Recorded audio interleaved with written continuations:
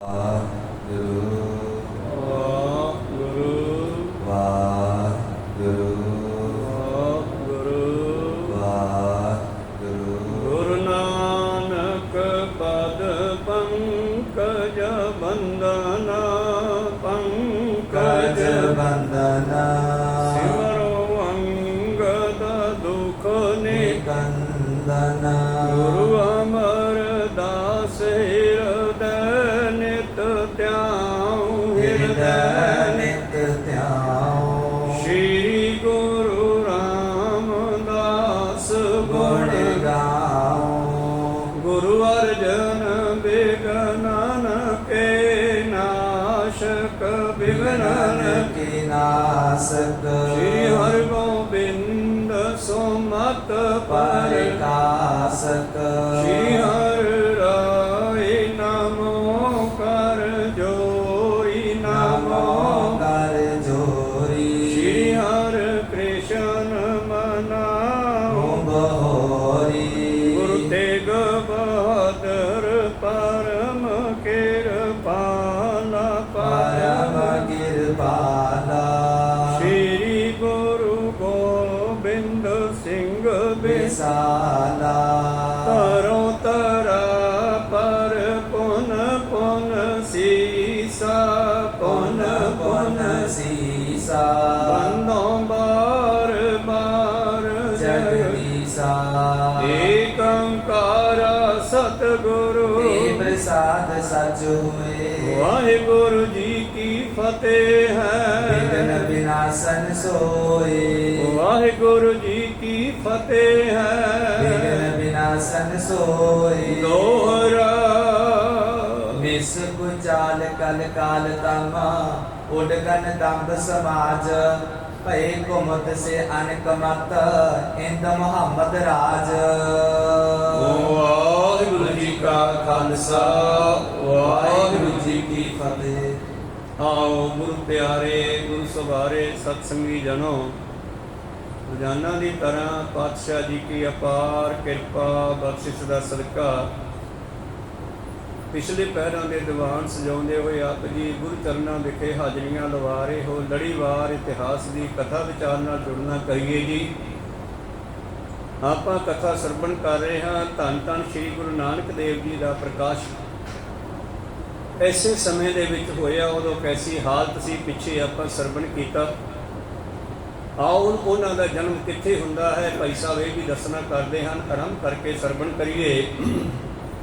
ਉਸ ਤੋਂ ਪਹਿਲਾਂ ਗੁਰੂ ਕਾ ਬਖਸ਼ਿਆ ਫਤਿਹ ਦਾ ਨਾਰਾ ਕਰੀਏ, ਬੁਲੰਦ ਗੱਜ ਕੇ ਆਖੀਏ ਜੀ ਵਾਹਿਗੁਰੂ ਜੀ ਕਾ ਖਾਲਸਾ ਵਾਹਿਗੁਰੂ ਜੀ ਕੀ ਫਤਿਹ। ਦੋਹਰਾ ਮਿਸ ਕੁਚਾਲ ਕਲ ਕਾਲ ਤਮਾ ਉਡਗਨ ਦੰਭ ਸਮਾਜ ਭਾਈ ਸਾਹਿਬ ਭਾਈ ਸੰਤੋਖ ਸਿੰਘ ਕਵੀ ਕਹਿੰਦੇ, ਜਿਸ ਵੇਲੇ ਬਾਬਾ ਨਾਨਕ ਜੀ ਦੁਨੀਆ ਵਿੱਚ ਆਏ, ਰਾਤ ਰੂਪੀ ਭੈੜੀਆਂ ਰਸਮਾਂ ਰੀਤਾਂ, ਕੁਚਾਲ ਦੁਨੀਆ ਮਾੜੀ ਚਾਲ ਚੱਲੀ ਹੋਈ ਸੀ। ਜਿਵੇਂ ਰਾਤ ਨੂੰ ਕੁਝ ਦਿਸਦਾ ਨਹੀਂ, ਹਨੇਰੇ ਵਿੱਚ ਇਸੇ ਤਰ੍ਹਾਂ ਜਨਤਾ ਅਗਿਆਨਤਾ ਵਿੱਚ ਭਟਕ ਰਹੀ ਸੀ। ਕੂੜ ਅਮਾਵ ਸੱਚ ਚੰਦਰਮਾ ਦੀਸੈ ਨਾਹੀ ਕਹਿ ਚੜਿਆ, ਝੂਠ ਦਾ ਬੋਲ ਬਾਲਾ ਸੀ। ਸੱਚ ਦਾ ਪ੍ਰਕਾਸ਼, ਸੱਚ ਦਾ ਗਿਆਨ ਖਤਮ ਹੋ ਚੁੱਕਿਆ ਸੀ ਦੁਨੀਆ ਦੇ ਵਿੱਚੋਂ। ਔਰ ਇਹ ਕਲੀ ਕਾਲ ਕਲਯੁਗ ਦੇ ਸਮੇਂ ਦਾ ਹਨੇਰਾ, ਔਰ ਹਨੇਰੇ ਵਿੱਚ ਕੁਝ ਚਮਕਦਾ ਸੀ ਤਾਰਿਆਂ ਦੀ ਤਰ੍ਹਾਂ, ਤੇ ਉਹ ਸੀ ਪਖੰਡ। ਜਿਵੇਂ ਰਾਤ ਨੂੰ ਹਨੇਰੇ ਵਿੱਚ ਤਾਰੇ ਚਮਕਦੇ ਆ ਨਾ, ਜੇ ਦੁਨੀਆ ਵਿੱਚ ਕੁਝ ਦਿਸਦਾ ਸੀ ਉਹ ਸੀ ਪਖੰਡਵਾਦ। ਕੂੜੀਆਂ ਰੀਤੀ ਰਿਵਾਜਾਂ, ਦੰਭ ਆਦਿ ਇਹ ਸਮਾਜ ਵਿੱਚ ਹੋਰ ਹੋਰ ਮੱਤਾਂ, ਇੰਦਰ ਮੁਹੰਮਦ ਰਾਜ ਭਾਵ ਹਿੰਦੂਆਂ ਤੇ ਮੁਗਲਾਂ ਦੇ ਵਿੱਚ ਅਗਿਆਨਤਾ ਫੈਲ ਚੁੱਕੀ ਸੀ। ਜਨਤਾ ਨੂੰ ਰਸਤਾ ਨਹੀਂ ਸੀ ਲੱਭ ਰਿਹਾ ਜੀ। ਭਏ ਕੁਮਤ ਸੇ ਅਨਕ ਮਤ ਇੰਦ ਮੁਹੰਮਦ ਰਾਜ ਔਰ ਇਸ ਮੁਗਲਾਂ ਦੇ ਜ਼ੁਲਮ ਦੇ ਰਾਜ ਨੂੰ ਤੇ ਹਿੰਦੂ ਮਤ ਦੇ ਵਿੱਚ ਪਈਆਂ ਕੁਰੀਤੀਆਂ ਨੂੰ, ਮਾੜੀਆਂ ਰਸਮਾਂ ਰੀਤੀਆਂ ਜਿਹੜੀਆਂ ਕੇਵਲ ਤੇ ਕੇਵਲ ਜਨਤਾ ਨੂੰ ਲੁੱਟਣ ਵਾਸਤੇ ਚਲਾਈਆਂ ਗਈਆਂ ਸਨ, ਇਹਨਾਂ ਨੂੰ ਖਤਮ ਕਰਨ ਵਾਸਤੇ ਸੱਚ ਦਾ ਚੰਦਰਮਾ ਜਿਹੜਾ ਸੀਗਾ ਉਹ ਚੜਿਆ ਹੈ। ਸਤਿਗੁਰ ਨਾਨਕ ਪ੍ਰਗਟਿਆ, ਮਿੱਟੀ ਧੁੰਦ ਜਗ ਚਾਨਣ ਹੋ। ਇੰਦਰ ਤੋਂ ਭਾਵ ਹੈ ਗੁਰੂ ਪਿਆਰਿਓ ਹਿੰਦੂ ਮਤ, ਤੇ ਮੁਹੰਮਦ ਤੋਂ ਭਾਵ ਹੈ ਮੁਸਲਮਾਨ ਮਤ। ਇਹਨਾਂ ਦੋਹਾਂ ਦੇ ਵਿੱਚੋਂ ਹੀ ਗਿਆਨ ਦਾ ਸੂਰਜ ਅਲੋਪ ਹੋ ਚੁੱਕਿਆ ਸੀ। ਕਰਮ ਕਾਂਡਾਂ ਪਖੰਡਾਂ ਦੇ ਤਾਰੇ ਚਮਕ ਰਹੇ ਸਨ। ਸੱਚ ਦਾ ਚੰਦਰਮਾ ਵੀ ਅਲੋਪ ਹੋ ਚੁੱਕਿਆ ਸੀ। ਚੌਪਈ ਤਿਨ ਕੋ ਹਰਨ ਬਾਲ ਦਿਨ ਕਰਾਓ, ਉਦੇ ਸੋ ਨਾਨਕ ਤੇਜ ਪ੍ਰਭਾਓ। ਤਾਂ ਇਹਨਾਂ ਚੀਜ਼ਾਂ ਨੂੰ ਖਤਮ ਕਰਨ ਵਾਸਤੇ ਤੇਜ ਪ੍ਰਭਾਵ ਲੈ ਕੇ, ਤੇਜ ਪ੍ਰਤਾਪ, ਪ੍ਰੀਤਮ ਦਾ ਬਚਨ ਹੈ ਬਾਣੀ ਵਿੱਚ, 16 ਕਲਾ ਸੰਪੂਰਨ ਫਲਿਆ, ਅਨੰਤ ਕਲਾ ਹੋਏ ਠਾਕੁਰ ਚੜ੍ਹਿਆ। ਮਨੁੱਖ ਦੇ ਵੀ 16 ਕਲਾ ਹਨ, ਇਸਤਰੀ ਵੀ 16 ਸ਼ਿੰਗਾਰ ਮੰਨੇ ਜਾਂਦੇ ਆ। ਤਾਂ 16 ਕਲਾ ਤੱਕ ਸੰਸਾਰ ਦੇ ਵਿੱਚ ਪਿਛਲੇ ਅਵਤਾਰ ਹੋਏ, ਕ੍ਰਿਸ਼ਨ, ਰਾਮਚੰਦਰ ਆਦਿ, ਪਰ ਬਾਬੇ ਨਾਨਕ ਦੇ ਅਵਤਾਰ ਦੇ ਕੋਲ 16 ਕਲਾ ਨਹੀਂ, ਅਨੰਤ ਕਲਾ, ਸਾਰੀਆਂ ਸ਼ਕਤੀਆਂ ਲੈ ਕੇ ਆ ਗਿਆ। ਕਿਉਂਕਿ ਵਿਗੜੇ ਹੋਏ ਸੰਸਾਰ ਨੂੰ ਸੁਧਾਰਨਾ ਸੀ, ਸੋਧਣਾ ਸੀ। ਜਿਵੇਂ ਕਿਸੇ ਵਰਕਸ਼ਾਪ ਵਾਲਾ ਸਾਰਾ ਸਮਾਨ ਲੈ ਕੇ ਕਿਸੇ ਗੱਡੀ ਨੂੰ ਠੀਕ ਕਰਨ ਚਲਿਆ ਜਾਵੇ, ਇਸੇ ਤਰ੍ਹਾਂ ਹੀ ਅਕਾਲ ਪੁਰਖ ਦਾ ਦੂਸਰਾ ਸਰੂਪ ਧੰਨ ਗੁਰੂ ਨਾਨਕ ਆਪਣੀਆਂ ਸਾਰੀਆਂ ਸ਼ਕਤੀਆਂ ਲੈ ਕੇ ਦੁਨੀਆ ਵਿੱਚ ਤੇਜ ਪ੍ਰਤਾਪ ਲੈ ਕੇ ਇਉਂ ਆਉਂਦੇ ਹਨ ਜਿਵੇਂ ਸੂਰਜ ਚੜ੍ਹੇ ਤੋਂ ਹਨੇਰਾ ਭੱਜ ਜਾਂਦਾ ਹੈ ਜੀ। ਬਚਨ ਕਿਰਨ ਜਾਮੇ ਪ੍ਰਕਾਸ਼ੇ, ਸੰਤ ਕਾਮ ਰਸ ਹੀਰ ਵਿਕਾਸੇ। ਗੁਰੂ ਨਾਨਕ ਦੇ ਕੋਲ ਕਿਹੜੇ ਗੁਰੂ ਪਿਆਰਿਓ ਕਲਾ ਹਨ, ਕਿਹੜੀਆਂ ਸ਼ਕਤੀਆਂ, ਕਿਹੜੇ ਸੰਦ ਹਨ, ਕਿਹੜੇ ਸਮਾਨ ਹਨ ਦੁਨੀਆ ਨੂੰ ਸੁਧਾਰਨ ਵਾਸਤੇ। ਗਿਆਨ ਦੇ ਬਚਨ, ਬਚਨਾਂ ਨਾਲ ਹੀ ਦੁਨੀਆ ਨੂੰ ਸਿੱਧੇ ਰਸਤੇ ਪਾਏ, ਸ਼ਬਦ ਨਾਲ ਹੀ ਪਾਇਆ, ਗਿਆਨ ਨਾਲ ਹੀ ਪਾਇਆ। ਇੱਕ ਬਚਨ ਹੈ ਕਿਸੇ ਫਕੀਰ ਦਾ, ਨਾ ਸੁਖ ਵਿੱਚ ਗ੍ਰਸਤ ਦੇ, ਨਾ ਸੁਖ ਛੱਡ ਗਿਆ। ਗ੍ਰਸਤੀ ਕਹਿੰਦਾ ਅਸੀਂ ਦੁਖੀ ਆ। ਜਿਨ੍ਹਾਂ ਜੋਗੀਆਂ ਨੇ ਗ੍ਰਸਤੀ ਜੀਵਨ ਗ੍ਰਹਿਣ ਨਹੀਂ ਕੀਤਾ, ਕਹਿੰਦੇ ਅਸੀਂ ਜੰਗਲਾਂ ਵਿੱਚ ਇਕੱਲੇ ਰਹਾਂਗੇ, ਮਸਤ ਰਹਾਂਗੇ, ਕੋਈ ਫਿਕਰ ਨਾ ਫਾਕਾ। ਜਦ ਉਹਨਾਂ ਨੇ ਜੰਗਲਾਂ ਵਿੱਚ ਜਾਣਾ ਕੀਤਾ ਤੇ ਉਹ ਵੀ ਦੁਖੀ ਹੋਏ। ਉਹ ਕਹਿੰਦੇ ਤਾਂ ਘਰੇ ਠੀਕ ਸੀਗੇ, ਚੰਗਾ ਬਣਿਆ ਬਣਾਇਆ ਖਾਣ ਪੀਣ ਨੂੰ ਮਿਲ ਜਾਂਦਾ, ਕੋਈ ਸਤਨਾਮ। ਇੱਥੇ ਮੰਗਣਾ ਪੈਂਦਾ, ਭੁੱਖੇ ਮਰਨਾ ਪੈਂਦਾ, ਬਸਤਰ ਨਹੀਂ ਮਿਲਦੇ। ਗ੍ਰਸਤੀ ਜੀਵਨ ਨੂੰ ਪਾਤਸ਼ਾਹ ਨੇ 4 ਆਸ਼ਰਮ ਤੋਂ ਉੱਚਾ ਆਸ਼ਰਮ ਗ੍ਰਸਤੀ ਜੀਵਨ ਦਾ ਦੱਸਿਆ। ਪਰ ਇਹਨਾਂ ਦੋਨਾਂ ਵਿੱਚ ਸੁਖੀ ਕੌਣ ਹੈ? ਪ੍ਰੀਤਮ ਜੀ ਕਹਿੰਦੇ ਨਾ ਸੁਖ ਵਿੱਚ ਗ੍ਰਸਤ ਦੇ, ਨਾ ਸੁਖ ਛੱਡ ਗਿਆ। ਸੁੱਖ ਹੈ ਵਿੱਚ ਵਿਚਾਰ ਦੇ ਸਤਿਗੁਰ ਸ਼ਰਨ ਪਿਆ। ਗਿਆਨ ਦੇ ਵਿੱਚ ਹੀ ਸੁੱਖ ਹੈ। ਤਾਂ ਗੁਰੂ ਨਾਨਕ ਦੇਵ ਜੀ ਗਿਆਨ ਦੇ ਸ਼ਬਦ ਲੈ ਕਰਕੇ ਦੁਨੀਆ ਵਿੱਚ ਆਏ, ਆਪਣਾ ਪ੍ਰਕਾਸ਼ ਕਰਨਾ ਸ਼ੁਰੂ ਕੀਤਾ। ਸੰਤ ਤਾਮਰਸ ਹੀਰ ਵਿਕਾਸੇ, ਸੂਰਜ ਨੂੰ ਚੜ੍ਹਿਆ ਜਿਵੇਂ ਕਮਲ ਦੇ ਫੁੱਲ ਖਿੜ ਜਾਂਦੇ ਹਨ।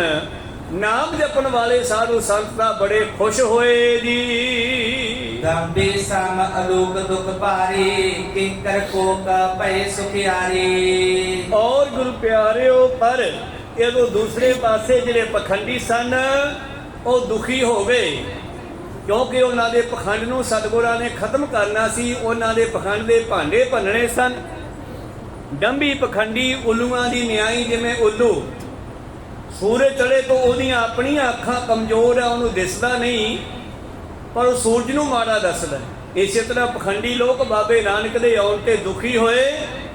ਔਰ ਗੁਰੂ ਪਿਆਰਿਓ, ਪਾਤਸ਼ਾਹ ਜੀ ਕਹਿੰਦੇ ਡੰਬੀ ਸਮ ਅਲੋਕ ਦੁਖ ਭਾਰੀ। ਡੰਬੀਆਂ ਨੂੰ ਬੜਾ ਦੁੱਖ ਹੋਇਆ, ਮੂਰਖਾਂ ਨੂੰ ਬੜਾ ਦੁੱਖ ਹੋਇਆ, ਪਰ ਆਤਮ ਭਗਤ ਜਗਤ ਪ੍ਰਕਾਸ਼ੀ, ਨੀਂਦ ਅਵਿਦਿਆ ਸਿੱਖਣ ਨਾਸੀ। ਔਰ ਸੰਸਾਰ ਦੇ ਵਿੱਚੋਂ ਜਿਹੜੇ ਪਰਮੇਸ਼ਰ ਦੇ ਪਿਆਰੇ ਸਨ, ਸਿੱਖ ਸ਼ਬਦ ਪੁਰਾਣਾ ਹੀ ਆ। ਹਿੰਦੀ ਵਿੱਚ ਇਹਨੂੰ ਕਹਿੰਦੇ ਆ ਸ਼ਿਸ਼, ਔਰ ਪੰਜਾਬੀ ਵਿੱਚ ਕਹਿ ਦਿੱਤਾ ਸਿੱਖ। ਸਕੂਲਾਂ ਵਿੱਚ ਕਹਿੰਦੇ ਆ ਵਿਦਿਆਰਥੀ, ਵਿਦਿਆ ਦੀ ਪ੍ਰਾਪਤੀ ਕਰਨ ਵਾਲਾ। ਸ਼ਿਸ਼ ਹੁੰਦਾ ਹੈ ਹਿੰਦੂ ਮਤ ਵਿੱਚ ਚੇਲਾ, ਸੇਵਕ, ਕਿਸੇ ਦੇ ਕੋਲੋਂ ਗਿਆਨ ਲੈਣ ਵਾਲਾ। ਇਸੇ ਤਰ੍ਹਾਂ ਅਸੀਂ ਸਿੱਖ ਹਾਂ, ਤੇ ਭਾਈ ਸਾਹਿਬ ਨੇ ਇੱਥੇ ਸਿੱਖ ਵਰਤਿਆ ਸ਼ਬਦ। ਤਾਂ ਸੰਸਾਰ ਦੇ ਲੋਕਾਂ ਦੀ, ਸਿੱਖਾਂ ਦੀ ਆਲਸਾ ਦੂਰ ਹੋਈ, ਅਵਿਦਿਆ ਦਾ ਨਾਸ਼ ਹੋਣ ਲੱਗਿਆ। ਆਤਮ ਕਹਿੰਦੀ ਹੈ ਧੁੱਪ ਨੂੰ। ਜਿਸ ਤਰ੍ਹਾਂ ਧੁੰਦ ਹੋਵੇ, ਜਿੰਨਾ ਚਿਰ ਸੂਰਜ ਦੀ ਗਰਮੈਸ਼ ਨਹੀਂ ਵੱਧਦੀ, ਧੁੱਪ ਨਹੀਂ ਵੱਧਦੀ, ਧੁੰਦ ਨਹੀਂ ਉੱਡਦੀ। ਤੇ ਜਦੋਂ ਹੀ ਸੂਰਜ ਪੂਰੇ ਜ਼ੋਰ ਦੇ ਨਾਲ ਆਪਣੀਆਂ ਕਿਰਨਾਂ ਛੱਡਦਾ ਤੇ ਧੁੰਦ ਛੱਡ ਜਾਂਦੀ ਹੈ, ਠੰਡੀ ਹਵਾ ਦਾ, ਧੁੰਦ ਦਾ ਪਾਣੀ ਬਣ ਜਾਂਦਾ ਹੈ, ਉਹ ਥੱਲੇ ਡਿੱਗ ਜਾਂਦਾ ਹੈ ਤੇ ਫਿਰ ਪ੍ਰਕਾਸ਼ ਹੋ ਜਾਂਦਾ ਹੈ। ਸਤਿਗੁਰ ਨਾਨਕ ਪ੍ਰਗਟਿਆ ਮਿੱਟੀ ਧੁੰਦ ਜਗ ਚਾਨਣ ਹੋਵਾ। ਇਸੇ ਤਰ੍ਹਾਂ ਹੀ ਭਾਈ ਸਾਹਿਬ ਜੀ ਬਖਸ਼ਿਸ਼ ਕਰਦੇ ਹਨ, ਸੁਣੀ ਪੁਕਾਰ ਦਾਤਾਰ ਪ੍ਰਭ ਗੁਰ ਨਾਨਕ ਜਗ ਮਾਹੇ ਪਠਾਇਆ। ਜਦੋਂ ਅਕਾਲ ਪੁਰਖ ਪਰਮੇਸ਼ਰ ਨੇ ਜੀਵਾਂ ਦੀਆਂ, ਧਰਤੀ ਦੀਆਂ ਪੁਕਾਰਾਂ ਸੁਣੀਆਂ ਤੇ ਆਪਣੇ ਆਪ ਨੂੰ ਦੂਸਰੇ ਰੂਪ ਦੇ ਵਿੱਚ ਬਦਲਿਆ। ਇੱਕ ਰੂਪ ਹੈ ਉਹਨਾਂ ਦਾ ਨਿਰਗੁਣ। ਨਿਰਗੁਣ ਰੂਪ ਦੇ ਵਿੱਚ ਉਹਨਾਂ ਦਾ ਕੋਈ ਰੰਗ ਰੂਪ ਰੇਖ ਭੇਖ ਨਹੀਂ ਹੈ ਤੇ ਸਰਗੁਣ ਰੂਪ ਦੇ ਵਿੱਚ ਆਪਾਂ ਸਾਰੇ ਹਾਂ। ਸਰਗੁਣ ਨਿਰਗੁਣ ਨਿਰੰਕਾਰ ਸੁਨ ਸਮਾਧੀ ਆਪ, ਆਪਣ ਕੀਆ ਨਾਨਕਾ ਆਪੇ ਹੀ ਫਿਰ ਜਾਪ। ਭਾਵ ਆਪਣੇ ਆਪ ਨੂੰ ਨਾਨਕ ਬਣਾ ਕੇ ਆ ਗਿਆ, ਫਿਰ ਨਾਨਕ ਬਣ ਕੇ ਆਪਣੇ ਉਹ ਨਿਰਗੁਣ ਸਰੂਪ ਦੀ ਆਪ ਹੀ ਪ੍ਰਚਾਰ ਕਰਨ ਲੱਗਿਆ, ਜਾਪ ਕਰਨ ਲੱਗਿਆ। ਜਿਸ ਤਰ੍ਹਾਂ ਗੁਰੂ ਨਾਨਕ ਦੇਵ ਜੀ ਦੇ ਕੋਲ ਲਹਿਣਾ ਜੀ ਆਏ ਸੇਵਕ ਬਣ ਕੇ, ਉਹਨਾਂ ਦੇ ਵਿੱਚ ਆਪਣਾ ਗਿਆਨ ਭਰਿਆ ਤੇ ਇੱਕ ਦਿਨ ਆਪਣੇ ਸੇਵਕ ਨੂੰ ਮੱਥਾ ਟੇਕ ਕੇ ਉਹਨੂੰ ਆਪਣਾ ਰੂਪ ਬਣਾ ਦਿੱਤਾ। ਕੋ ਸਤਨਾਮ। ਗੁਰੂ ਅੰਗਦ ਦੇਵ ਜੀ ਨੇ ਆਪਣਾ ਗਿਆਨ ਗੁਰੂ ਅਮਰਦਾਸ ਜੀ ਵਿੱਚ ਰੱਖਿਆ। ਜਦ ਆਖਰੀ ਸਮਾਂ ਉਹਨਾਂ ਦਾ ਵੀ ਆਇਆ ਤੇ ਉਹਨਾਂ ਨੇ ਸਮਾਂ ਵਿਚਾਰਿਆ ਸਮਾਪਤੀ ਦਾ, ਤਾਂ ਉਹਨਾਂ ਨੇ ਵੀ ਗੁਰੂ ਅਮਰਦਾਸ ਜੀ ਨੂੰ ਮੱਥਾ ਟੇਕ ਕੇ ਨਾਨਕ ਜੋਤ ਭਾਵ ਗੁਰੂ ਨਾਨਕ ਦਾ ਗਿਆਨ ਉਹਨਾਂ ਦੇ ਵਿੱਚ ਰੱਖ ਦਿੱਤਾ। ਇਸੇ ਤਰ੍ਹਾਂ ਅਕਾਲ ਪੁਰਖ ਨਾਨਕ ਬਣ ਕੇ ਆਇਆ ਤੇ ਨਾਨਕ ਬਣ ਕੇ ਅਕਾਲ ਪੁਰਖ ਦੀ ਸਿਫਤ ਕਰਨ ਲੱਗਿਆ, ਦੁਨੀਆ ਨੂੰ ਦੱਸਣ ਲੱਗਿਆ ਕਿ ਪੂਜਾ ਅਕਾਲ ਕੀ ਪਰਚਾ ਸ਼ਬਦ ਕਾ ਦੀਦਾਰ ਖਾਲਸੇ ਕਾ। ਅਸੀਂ ਸਰੀਰਾਂ ਨਾਲ ਨਹੀਂ ਜੁੜਨਾ, ਸਰੀਰ ਧਾਰਨ ਕਰਕੇ ਪ੍ਰਚਾਰ ਹੁੰਦਾ ਹੈ, ਸਰੀਰ ਤੋਂ ਬਿਨਾਂ ਬੋਲਿਆ ਨਹੀਂ ਜਾਂਦਾਗਾ। ਇਸੇ ਕਰਕੇ ਪਰਮੇਸ਼ਰ ਨੇ ਸਮੇਂ ਸਮੇਂ ਤੇ ਅਵਤਾਰ ਧਾਰਨ ਕੀਤੇ, ਜੈਸੀ ਜੈਸੀ ਲੋੜ ਪਈ। ਪਰ ਹੁਣ ਕਲਯੁਗ ਦੇ ਵਿੱਚ ਇੰਨਾ ਕੰਮ ਖਰਾਬ ਹੋ ਚੁੱਕਿਆ ਸੀ ਦੁਨੀਆ ਦਾ, ਤਾਂ ਪਰਮੇਸ਼ਰ ਨੂੰ ਆਪ ਖੁਦ ਆਉਣਾ ਪਿਆ। ਭਾਈ ਗੁਰਦਾਸ ਜੀ ਆਪਣੀ ਪਹਿਲੀ ਵਾਰ ਦੀ 23ਵੀਂ ਪੌੜੀ ਵਿੱਚ ਲਿਖਦੇ ਆ, ਸੁਣੀ ਪੁਕਾਰ ਦਾਤਾਰ ਪ੍ਰਭ ਗੁਰ ਨਾਨਕ ਜਗ ਮਾਹੇ ਪਠਾਇਆ। ਚਰਨ ਧੋਏ ਰਹਿ ਰਾਸ ਕਰ, ਚਰਨਾ ਅੰਮ੍ਰਿਤ ਸਿੱਖਾਂ ਪਿਲਾਇਆ। ਪਾਰ ਬ੍ਰਹਮ ਪੂਰਨ ਬ੍ਰਹਮ ਕਲਯੁਗ ਅੰਦਰ ਇੱਕ ਦਿਖਾਇਆ। ਚਾਰੇ ਪੈਰ ਧਰਮ ਦੇ ਚਾਰ ਵਰਨ ਇੱਕ ਵਰਨ ਕਰਾਇਆ। ਜਿੱਥੇ ਕਿ ਬ੍ਰਾਹਮਣ ਲੋਕਾਂ ਨੇ, ਹਿੰਦੂ ਮਤ ਦੇ ਲੋਕਾਂ ਨੇ ਆਪਣੀ ਜਨਤਾ ਨੂੰ ਪਾੜਤਾ ਸੀ। ਮੁਸਲਮਾਨ ਵਿੱਚ ਵੀ ਸ਼ੀਆ ਸੁੰਨੀ ਆਦਿ 72 ਫਿਰਕੇ ਬਣਾ ਦਿੱਤੇ। ਮੁਸਲਮਾਨਾਂ ਨੂੰ ਵੀ ਉਹਨਾਂ ਨੇ ਪਾੜ ਕੇ ਅਲੱਗ-ਅਲੱਗ ਕਰਤਾ। ਇਹਦੇ ਨਾਲ ਕੀ ਹੋਇਆ? ਲੋਕਾਂ ਵਿੱਚ ਆਪਸੀ ਵੈਰ ਵਿਰੋਧ ਵੱਧ ਗਿਆ, ਈਰਖਾ ਵੱਧ ਗਈ ਇੱਕ ਦੂਜੇ ਦੇ ਵਿੱਚ। ਪਰ ਬਾਬੇ ਨਾਨਕ ਨੇ ਸਾਰਿਆਂ ਨੂੰ ਇੱਕ ਨਾਲ ਜੋੜ ਕੇ ਫਿਰ ਇਕੱਠੇ ਕੀਤਾ। ਚਾਰ ਵਰਨ ਇੱਕ ਵਰਨ ਕਰਾਇਆ। ਰਾਣਾ ਰੰਗ ਬਰਾਬਰੀ ਪੈਰੀ ਪਵਨਾ ਜਗ ਵਰਤਾਇਆ। ਰਾਜੇ ਤੇ ਰਾਣੇ ਤੇ ਜਨਤਾ ਸਭ ਨੂੰ ਬਰਾਬਰ ਕੀਤਾ। ਜਿਵੇਂ ਤੀਜੇ ਪਾਤਸ਼ਾਹ ਜੀ ਨੇ ਗੋਇੰਦਵਾਲ ਸਾਹਿਬ ਗੁਰਤਾ ਗੱਦੀ ਤੇ ਬੈਠਦਿਆਂ ਇੱਕ ਹੁਕਮ ਕੀਤਾ, ਬਈ ਜਿਹੜਾ ਮੈਨੂੰ ਮਿਲਣ ਆਵੇ ਉਹ ਪਹਿਲਾਂ ਲੰਗਰ ਵਿੱਚ ਬਹਿ ਕੇ ਪ੍ਰਸ਼ਾਦਾ ਛਕੇ, ਫਿਰ ਮੈਂ ਮਿਲੂੰਗਾ। ਤਾਂ ਅਕਬਰ ਵਰਗੇ ਰਾਜਿਆਂ ਨੂੰ ਵੀ ਲੰਗਰ ਦੇ ਵਿੱਚ ਪੰਗਤ ਵਿੱਚ ਬੈਠ ਕੇ ਪ੍ਰਸ਼ਾਦਾ ਛਕਣਾ ਪਿਆ। ਉਹਨਾਂ ਜਨਤਾ ਦੇ ਬਰਾਬਰ, ਉਹਨਾਂ ਲੋਕਾਂ ਦੇ ਬਰਾਬਰ ਜਿਹੜੇ ਲੋਕ ਗੁਰੂ ਪਿਆਰਿਓ ਗਰੀਬ ਸਨ। ਰਾਣਾ ਰੰਕ ਬਰਾਬਰੀ 10 ਜਾਮਿਆਂ ਵਿੱਚ, ਕਿਉਂਕਿ ਕੰਮ ਬਹੁਤ ਸੀਗਾ। ਨਾਨਕ ਜੋਤ ਨੂੰ 10 ਜਾਮੇ ਧਾਰਨ ਕਰਨੇ ਪਏ। 10 ਜਾਮਿਆਂ ਵਿੱਚ 239 ਸਾਲਾਂ ਦੇ ਵਿੱਚ ਧੰਨ ਗੁਰੂ ਨਾਨਕ ਦੇ ਮਹਾਰਾਜ ਜੀ ਨੇ ਪ੍ਰਚਾਰ ਕੀਤਾ। ਔਰ ਅਖੀਰ ਇਸ ਮਨੁੱਖ ਨੂੰ ਜਿਹੜਾ ਨਿਕਲ ਚੁੱਕਿਆ ਸੀ, ਅੰਦਰੋਂ ਬਾਹਰੋਂ ਖਤਮ ਹੋ ਚੁੱਕਿਆ ਸੀਗਾ। ਖੱਤਰੀਆਂ ਤੈ ਧਰਮ ਛੋੜਿਆ, ਮਲੇਸ਼ ਭਾਖਿਆ ਗਹੀ। ਸ੍ਰੇਸ਼ਟ ਸਭ ਇੱਕ ਵਰਨ ਹੋਈ, ਧਰਮ ਕੀ ਗੱਤ ਰਹੀ। ਅਸ਼ਟ ਸਾਜ ਸਾਜ ਪ੍ਰਾਨ ਸੋਧੈ ਕਰੈ ਵੇਦ ਅਭਿਆਸ। ਬਿਨ ਨਾਮ ਹਰਿ ਕੈ ਮੁਕਤ ਨਾਹੀ ਕਹੈ ਨਾਨਕ ਦਾਸ। ਹਰੀ ਦੇ ਨਾਮ ਨਾਲ ਨਹੀਂ ਸੀ ਜੁੜੇ, ਕਰਮ ਕਾਂਡਾਂ ਵਿੱਚ ਪਏ ਹੋਏ ਸੀ। ਤਾਂ ਬਾਬਾ ਨਾਨਕ ਬਣ ਕੇ ਅਕਾਲ ਪੁਰਖ ਆਇਆ। ਉਲਟਾ ਖੇਲ ਪਰਮ ਦਾ ਪੈਰਾਂ ਉੱਪਰ ਸੀਸ ਨਵਾਇਆ। ਲੋਕਾਂ ਨੂੰ ਝੁਕਣਾ, ਨਿਮਰਤਾ ਰੱਖਣੀ, ਦਇਆ ਰੱਖਣੀ ਸਿਖਾਈ। ਜਿਹੜੇ ਹੰਕਾਰ ਵਿੱਚ, ਜਿਨ੍ਹਾਂ ਦੀਆਂ ਧੌਣਾਂ ਦੇ ਵਿੱਚ ਕਿਲੇ ਗੱਡੇ ਹੋਏ ਸੀ, ਕਿਲੇ ਹੰਕਾਰ ਦੇ, ਉਹਨਾਂ ਦੇ ਕਿਲੇ ਕੱਢੇ ਧੌਣਾਂ ਦੇ ਵਿੱਚੋਂ। ਜਿਵੇਂ ਮਲਕ ਭਾਗੋ ਕਹਿੰਦਾ, ਮੈਂ ਬਾਬੇ ਨਾਨਕ ਤੋਂ ਬਦਲਾ ਲਊਂਗਾ। ਇਹਨੇ ਜਨਤਾ ਵਿੱਚ ਮੇਰੀ ਬੇਇੱਜ਼ਤੀ ਕਰਤੀ, ਮੇਰੇ ਲੰਗਰ ਵਿੱਚੋਂ ਖੂਨ ਕੱਢ ਕੇ ਵਿਖਾਤਾ ਵੀ ਜਿਹੜਾ ਕਰਮ ਕੀਤਾ ਉਹਦਾ ਫਲ ਤਾਂ ਤੇਰੇ ਸਾਹਮਣੇ ਲਿਆਉਣਾ ਹੀ ਸੀ। ਕਹੋ ਸਤਨਾਮ। ਪਰ ਅਖੀਰ ਉਹ ਹਾਰ ਗਿਆ। ਇਹੋ ਜਿਹੇ ਪਤਾ ਨਹੀਂ ਕਿੰਨੇ ਲੋਕਾਂ ਦੇ ਕੋਲ ਜਾ ਕੇ ਬਾਦਸ਼ਾਹ ਜੀ ਨੇ ਉਹਨਾਂ ਦੇ ਹੰਕਾਰ ਨੂੰ ਖਤਮ ਕੀਤਾ। ਔਰ ਉਲਟਾ ਖੇਲ ਪਰਮ ਦਾ ਪੈਰਾਂ ਉੱਪਰ ਸੀਸ ਨਵਾਇਆ। ਕਲਯੁਗ ਬਾਬੇ ਤਾਰਿਆ ਸਤਨਾਮ ਪਰ ਮੰਤਰ ਸੁਨਾਇਆ। ਕਲ ਤਾਰਨ ਗੁਰੂ ਨਾਨਕ ਆਇਆ। ਇਉਂ ਗੁਰੂ ਨਾਨਕ ਦੇਵ ਜੀ ਦਾ ਦੁਨੀਆ ਵਿੱਚ ਇਸ ਢੰਗ ਦੇ ਨਾਲ ਇਹੋ ਜਿਹੇ ਸਮੇਂ ਦੇ ਵਿੱਚ ਆਉਣਾ ਹੋਇਆ ਹੈ ਜੀ।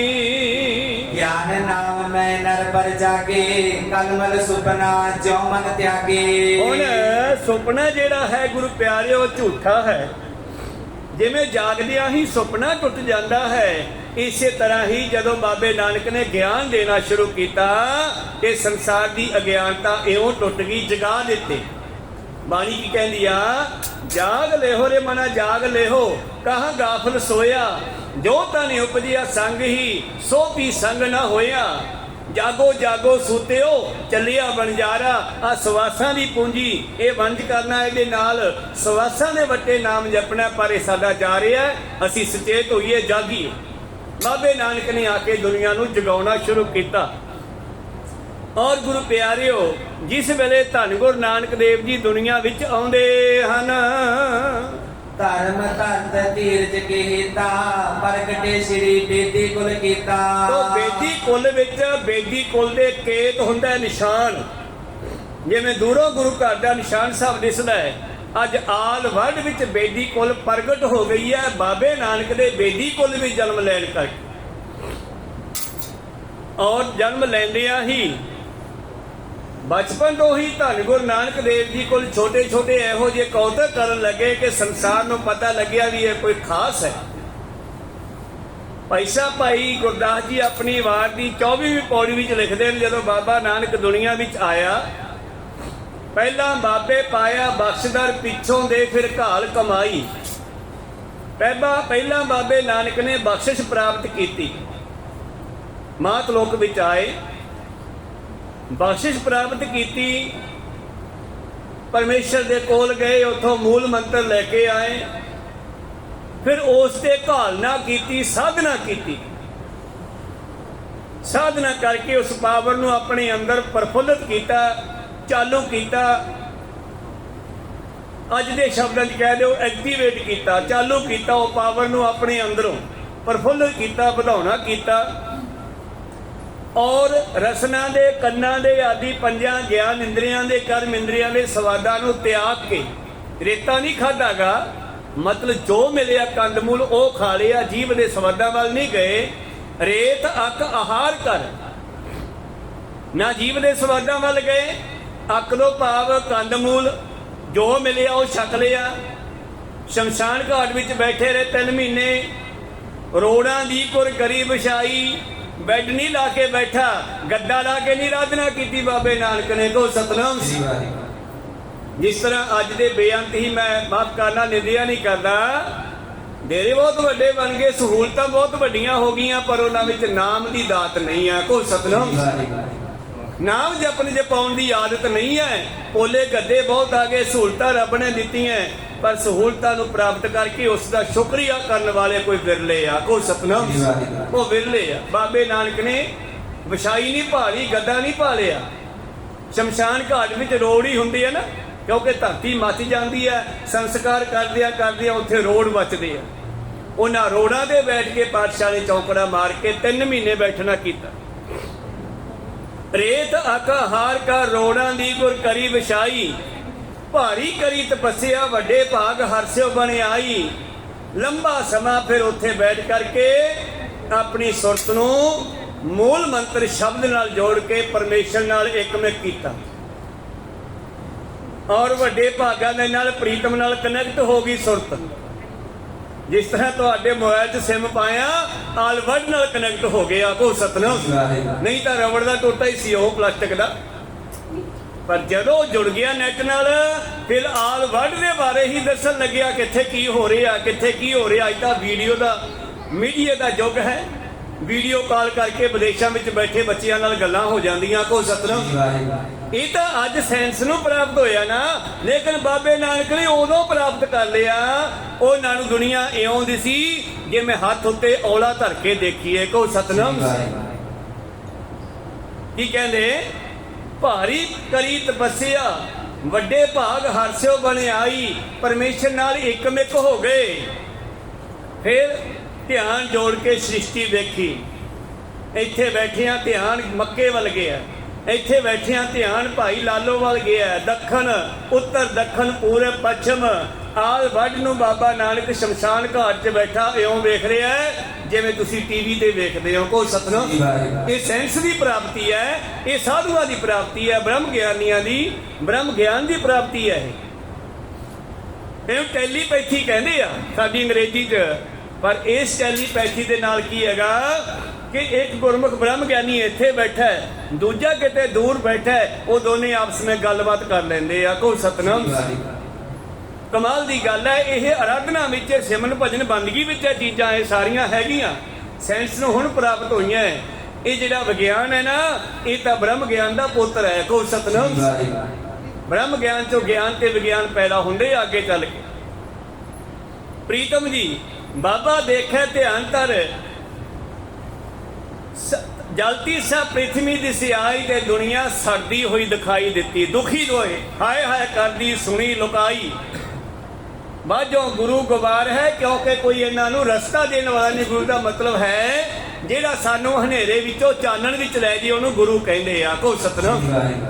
ਗੁਰੂ ਸ਼ਬਦ ਦਾ ਅਰਥ ਹੈ ਗੋ ਭਾਵ ਧੁੱਪ ਹਨੇਰਾ ਤੇ ਰੂਹ ਮਤਲਬ ਰੋਸ਼ਨੀ, ਦੋਨਾਂ ਨੂੰ ਜੋੜ ਕੇ ਬਣਾਇਆ ਗੁਰੂ। ਤੇ ਗੁਰੂ ਤਾਂ ਸਾਡੇ ਬਹੁਤ ਆ। ਮਾਂ ਗੁਰੂ, ਪਿਤਾ ਗੁਰੂ, ਮਾਸਟਰ ਗੁਰੂ, ਵਰਕਸ਼ਾਪਾਂ ਦੇ ਉਸਤਾਦ ਗੁਰੂ, ਡਾਕਟਰ ਗੁਰੂ, ਮਾਸਟਰ ਗੁਰੂ, ਪਰ ਇੱਕ ਹੈ ਸਤਿਗੁਰੂ। ਕੋ ਸਤਨਾਮ। ਉਹ ਇੱਕੋ ਹੀ ਹੈ, ਉਹ ਬਾਬਾ ਨਾਨਕ ਹੈ। ਉਹ ਸ਼ਬਦ ਹੈ, ਉਹ ਗਿਆਨ ਹੈ ਜਿਹੜਾ ਸੱਚ ਨਾਲ ਜੋੜਨ ਵਾਲਾ। ਸਾਨੂੰ ਬੜੀ ਲੋੜ ਹੈ ਇਸ ਦੀ। ਦੁਨੀਆ ਕੋਲੇ ਸੱਚ ਨਹੀਂ ਸੀਗਾ। ਬਾਝੋ ਗੁਰੂ ਗਵਾਰ ਹੈ, ਅਗਿਆਨਤਾ ਦੇ ਹਨੇਰੇ ਵਿੱਚ ਭਟਕ ਰਹੇ ਸੀ। ਹਾਏ ਹਾਏ ਕਰਦੀ ਸੁਣੀ ਲੁਕਾਈ। ਬਾਬਾ ਘਰੇ ਬੈਠਾ ਦੇਖ ਰਿਹਾ ਹੈ ਕਿ ਦੁਨੀਆ ਹੈ ਕਰ ਰਹੀ ਹੈ। ਜਿਸ ਵੇਲੇ ਮਲਕ ਭਾਗੋ ਨੇ ਬਾਰ-ਬਾਰ ਬੰਦੇ ਭੇਜ ਕੇ ਧੱਕੇ ਦੇ ਨਾਲ ਬਾਬੇ ਨਾਨਕ ਨੂੰ ਸੱਦਿਆ, ਕਹਿੰਦਾ ਮੈਂ ਬ੍ਰਹਮ ਭੋਜ ਕੀਤਾ ਹੈ, ਤੁਸੀਂ ਮੇਰਾ ਲੰਗਰ ਛਕਣ ਕਿਉਂ ਨਹੀਂ ਆਏ? ਤੀਜੀ ਵਾਰ ਬੰਦੇ ਭੇਜਦਾ, ਜਾਓ, ਨਾ ਆਇਆ ਤਾਂ ਫੜ ਕੇ ਲਿਆਇਓ। 5-7 ਬੰਦੇ ਆਏ ਭਾਈ ਲਾਲੋ ਦੇ ਘਰ। ਲਾਲੋ ਤਪਾ ਅੰਦਰ ਹੈ? ਕਹਿੰਦੇ ਹਾਂ। ਬਾਬੇ ਨੇ ਆਵਾਜ਼ ਸੁਣੀ, ਬਾਹਰ ਆ ਗਏ। ਹਾਂ ਭਾਈ ਦੱਸੋ। ਤੁਹਾਨੂੰ 3 ਸੁਨੇਹੇ ਭੇਜਤੇ, ਲਾਲੋ ਆਪਣਾ ਮਲਕ ਭਾਗੋ ਬੁਲਾ ਰਿਹਾ, ਜਾਂਦੇ ਨਹੀਂ। ਸਾਡੇ ਨਾਲ ਤੁਰ ਪੋ, ਨਹੀਂ ਫੜ ਕੇ ਲੈ ਜਾਂਦੇ। ਆਮ ਸਾਹ ਦੀ ਸਮਝੇ ਅਸੀਂ ਨੇ। ਕਹਿੰਦੇ ਚਲੋ ਫੜਨ ਨੂੰ ਕੀ ਹੈ, ਮੈਂ ਤੁਰ ਸਕਦਾ। ਨਾਲ ਤੁਰ ਪਏ। ਮਲਕ ਦੇ ਕੋਲ ਗਏ, ਕੁਰਸੀ ਢਾ ਕੇ ਬੈਠਾ, ਕਿਉਂਕਿ ਸੇਵਾ ਤਾਂ ਪ੍ਰੀਹੇ ਕਰ ਰਹੇ ਹੈ। ਅੰਨ ਪਾਣੀ ਗੁਰੂ ਕਾ ਟਹਿਲ ਸਿੱਖਾਂ ਸੇਵਕਾਂ ਦੀ। ਇਹ ਬੈਠਾ ਕੁਰਸੀ ਲਾ ਕੇ। ਰਾਜਾ ਜੋ ਸੀ, ਮੰਤਰੀ ਸੀਗਾ, ਪਠਾਨ ਰਾਜੇ ਦਾ ਮੰਤਰੀ ਸੀ। ਪਾਤਸ਼ਾਹ ਕਹਿੰਦੇ ਹਾਂ ਵੀ ਕਿਉਂ ਬੁਲਾਇਆ ਸਾਨੂੰ? ਕਹਿੰਦੇ ਸਾਡਾ ਬ੍ਰਹਮ ਭੋਜ ਨਹੀਂ ਛਕਣ ਆਇਆ। ਕਹਿੰਦੇ ਲਿਆ ਕੀ ਬਣਾਇਆ? ਬੈਠ ਕੇ ਪੰਗਤ ਵਿੱਚ ਥੱਲੇ ਪਾਤਸ਼ਾਹ ਬਹਿੰਦੇ ਸੀ, ਲਗਭਗ ਟਾਟ ਤੇ ਬਹਿ ਗਏ। ਥਾਲੀ ਲਿਆ ਕੇ ਰੱਖਤੀ, 36 ਪ੍ਰਕਾਰ ਦੇ ਭੋਜਨ, ਖੀਰ, ਕੜਾਹ, ਸੂਜੀ ਆਦਿ ਬਦਾਮਾਂ ਵਾਲੀਆਂ ਖੀਰਾਂ ਤੇ ਹੋਰ ਪਨੀਰ ਪਨੂਰ ਲਾ ਕੇ ਥਾਲੀ ਰੱਖਤੀ ਨਾ ਜਦੋਂ ਪੂਰੀਆਂ ਦੇ ਨਾਲ। ਬਾਬਾ ਜੀ ਵੇਖ ਕੇ ਥਾਲੀ ਵੱਲ ਕਹਿੰਦੇ ਮੈਂ ਤਾਂ ਨਹੀਂ ਖਾਂਦਾ। ਮਲਕੋ ਕਹਿੰਦੇ ਕਿਉਂ ਨਹੀਂ ਖਾਂਦਾ ਤੂੰ? ਕੀ ਹੋਇਆ ਇਹਨੂੰ? ਇਹ ਬ੍ਰਹਮ ਭੋਜ ਹੈ। ਬਾਬਾ ਜੀ ਕਹਿੰਦੇ ਬ੍ਰਹਮ ਭੋਜ ਨਹੀਂ, ਇਹ ਤਾਂ ਲੋਕਾਂ ਨੂੰ ਮਾਰ ਮਾਰ ਕੇ ਉਹਨਾਂ ਦੇ ਖੂਨ 'ਚ ਬਣਾਇਆ ਭੋਜ ਹੈ। ਹੈਰਾਨ ਸਾਰੀ ਦੁਨੀਆ ਜੋ ਲੰਗਰ ਛਕ ਰਹੇ ਸੀ, ਕੋਈ ਛਕ ਚੁੱਕੇ ਸੀ, ਉਹ ਸਾਰੇ ਇਕੱਠੇ ਹੋ ਗਏ ਬਾਬੇ ਨਾਨਕ ਦੇ ਆਸੇ ਪਾਸੇ। ਮਲਕ ਭਾਗੋ ਕਹਿੰਦਾ ਛਕੋ। ਪਾਤਸ਼ਾਹ ਕਹਿੰਦਾ ਮੈਂ ਨਹੀਂ ਛਕਦਾ। ਤੇਰੇ ਭੋਜਨ ਨੂੰ ਛਕਿਆ ਤਪਸਵੀਆਂ ਦੀ ਤਪੱਸਿਆ ਖਰਾਬ ਹੋ ਜਾਊਗੀ। ਜੈਸਾ ਅੰਨ ਵੈਸਾ ਮਨ। ਮਲਕ ਭਾਗੋ ਕਹਿੰਦਾ ਖਾਓ। ਕਹਿੰਦੇ ਮੈਂ ਨਹੀਂ ਖਾਂਦਾ, ਇਹ 'ਚ ਖੂਨ ਹੈ। ਜੋ 3-4 ਵਾਰੀ ਬਾਬੇ ਨੇ ਕਹਿਤਾ ਨਾ, ਜਵਾਬ ਦੇਤਾ। ਕਹਿੰਦਾ ਵਿਖਾ ਕਿੱਥੇ ਆ? ਪਾਤਸ਼ਾਹ ਨੇ ਪੂਰੀਆਂ ਚੱਕੀਆਂ ਹੱਥ ਵਿੱਚ। ਪਿੱਛੇ ਲਾਲੋ ਵੀ ਮਗਰੀ ਆ ਗਿਆ ਸੀ ਵੀ ਕੀ ਗੱਲ ਹੈ, ਮੰਤਰੀ ਨੇ ਕਿਵੇਂ ਬੁਲਾਇਆ ਪਾਤਸ਼ਾਹ ਨੂੰ?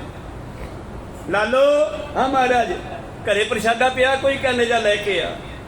ਘਰੋਂ ਪ੍ਰਸ਼ਾਦਾ ਪੌਣੀ 'ਚ ਲਪੇਟ ਕੇ ਲੈ ਗਿਆ, ਕੋਧਰੇ ਦੀ ਰੋਟੀ। ਲਓ ਮਹਾਰਾਜ। ਸੱਜੇ ਹੱਥ ਵਿੱਚ ਰੋਟੀ ਫੜੀ ਕੋਧਰੇ ਦੀ, ਖੱਬੇ ਹੱਥ 'ਚ ਫੜੀਆਂ ਪੂੜੀਆਂ ਤੇ ਉਹ ਚੱਕ ਕੇ ਨੱਪਿਆ। ਇਹ ਪਾਤਸ਼ਾਹ ਦੀ ਕਲਾ ਮਾਰਦੀ ਕਲਾ, ਭਾਵ ਜੋ ਸੰਦ ਲੈ ਕੇ ਆਇਆ ਦੁਨੀਆ ਨੂੰ ਸਿੱਧੇ ਕਰਨ ਵਾਸਤੇ। ਅਨੰਤ ਕਲਾ ਹੋਏ ਠਾਕੁਰ ਚੜਿਆ। ਕੋ ਸਤਨਾਮ। ਉਹ ਤਾਂ ਮੰਨਦਾ ਕੋਈ ਨਹੀਂ ਨਾ। ਪਾਤਸ਼ਾਹ ਨੇ ਆਪਣੀ ਕਲਾ ਦੇ ਨਾਲ ਦੱਸਿਆ ਕਿ ਤੇਰੀਆਂ ਪੂਰੀਆਂ ਵਿੱਚ ਖੂਨ ਆ, ਹੈ ਬ੍ਰਹਮ ਭੋਜ, ਜਿਹੜਾ ਲਾਲੋ ਦੇ ਘਰ ਕਿਰਤ ਕਮਾਈ ਹੈ, ਦਸਾਂ ਨੌਹਾਂ ਦੀ ਕਿਰਤ ਕਰਕੇ ਜੋ ਬਣਦਾ ਹੈ, ਭਾਵੇਂ ਚਟਨੀ ਨਾਲ ਪ੍ਰਸ਼ਾਦਾ ਬਣੇ, ਇਹ ਦਸਾਂ ਨੌਹਾਂ ਦੀ ਕਿਰਤ ਦਾ ਪ੍ਰਸ਼ਾਦਾ ਹੈ। ਕਹੋ ਸਤਿਨਾਮ। ਜ਼ਰੂਰੀ ਨਹੀਂ ਕਿ ਪਨੀਰ ਦੇ ਨਾਲ ਹੀ ਸਵਾਦ ਹੈ, ਚਟਨੀ ਵਾਲਾ ਉਸ ਤੋਂ ਵਧੀਆ। ਜਦੋਂ ਖੂਨ ਡਿੱਗਦਾ ਵੇਖਿਆ ਫੇਰ ਤਾਂ ਖਾਣ ਵਾਲੇ ਵੀ ਥੁੱਕਦੇ, ਫਿਰ ਉਲਟੀਆਂ ਕਰਦੇ, ਫਿਰ ਓਏ ਖੂਨ ਪਾਇਆ ਰੋਟੀਆਂ 'ਚ। ਉਹ ਕਹਿੰਦਾ ਕਿੱਥੋਂ ਆਇਆ ਇਹ ਖੂਨ? ਇਹ ਤੇਰੀ ਕੋਈ ਸ਼ਕਤੀ ਆ, ਤੇਰੀ ਕਰਾਮਾਤ ਆ ਕੋਈ। ਬਾਬਾ ਜੀ ਕਹਿੰਦੇ ਮੈਂ ਤਾਂ ਜਦ ਪੂਰੀਆਂ ਕੰਨਾਂ ਨੂੰ ਲਾਉਣਾ, ਇਹਨਾਂ ਵਿੱਚੋਂ ਦੁਨੀਆ ਦੀਆਂ ਚੀਕਾਂ ਵੀ ਸੁਣਦੀਆਂ। ਕਹੋ ਸਤਿਨਾਮ। ਕਿਉਂਕਿ ਤੂੰ ਮੰਤਰੀ ਹੁੰਦਿਆਂ ਹੋਇਆਂ ਜਨਤਾ ਨੂੰ ਲੁੱਟ ਕੇ ਰਿਸ਼ਵਤਾਂ ਲੈ ਕੇ ਔਰ ਮਹਿੰਗਾਈ ਕਰਕੇ ਸਮਾਨ ਦੀ ਜਿਹੜਾ ਇਹ ਪੈਸਾ ਇਕੱਠਾ ਕੀਤਾ ਕਾਲਾ ਧਨ, ਉਹਨੂੰ ਸਾਲ ਛਮਾਹੀ ਇੱਕ ਲੰਗਰ ਲਾ ਕੇ ਦੁਨੀਆ ਤੋਂ ਵਾਹ ਖੱਟਦਾ ਬਈ ਮਲਕ ਭਾਗੋ ਵਧੀਆ ਮੰਤਰੀ ਹੈ। ਦੇਖੋ ਇੰਨੀਆਂ ਗਰੰਟਾਂ ਦਿੰਦਾ ਜਨਤਾ ਨੂੰ, ਸਾਲ 6 ਮਹੀਨਿਆਂ ਬਾਅਦ ਦੇਸੀ ਘਿਓ ਦੇ ਲੰਗਰ ਛਕਾਉਂਦਾ। ਜਨਤਾ ਵਿਚਾਰੀ ਕੀ ਜਾਣਦੀ ਹੈ ਕਿ ਦੇਸੀ ਘਿਓ ਨਹੀਂ, ਜਨਤਾ ਦਾ ਖੂਨ ਇਕੱਠਾ ਕੀਤਾ ਹੋਇਆ। ਕਹੋ ਸਤਿਨਾਮ। ਜੈਸਾ ਨ ਵੈਸਾ ਮਨ। ਤਾਂ ਗੁਰੂ ਪਿਆਰਿਓ, ਉਸ ਵੇਲੇ ਸਾਰੇ ਫਿਰ ਹੈਰਾਨ ਹੋ ਗਏ, ਪਰ ਮਲਕ ਭਾਗੋ ਨੇ ਮਾਫੀ ਨਹੀਂ ਮੰਗੀ, ਗੱਲ ਨਹੀਂ ਸਮਝੀ। ਤਾਂ ਬਾਬੇ ਨਾਨਕ ਨੇ ਆ ਕੇ ਕੀ ਕੀਤਾ, ਇਹ ਸੰਸਾਰ ਦੇ ਵਿੱਚ ਆ ਕਰਕੇ ਭਾਈ ਸਾਹਿਬ ਜੀ ਕਹਿ ਰਹੇ ਸੀ, ਬਾਝੋ ਗੁਰੂ ਗਵਾਰ ਹੈ ਕਾਦੀ ਸੁਣੀ ਲੁਕਾਈ। ਬਾਬੇ ਭੇਖ ਬਣਾਇਆ, ਉਦਾਸੀ ਕੀ ਰੀਤ ਚਲਾਈ। ਭਈ ਦਰਦ ਆਇਆ ਤੇ ਦੁਨੀਆ ਨੂੰ ਸੁਧਾਰਨ ਤੁਰ ਪਿਆ।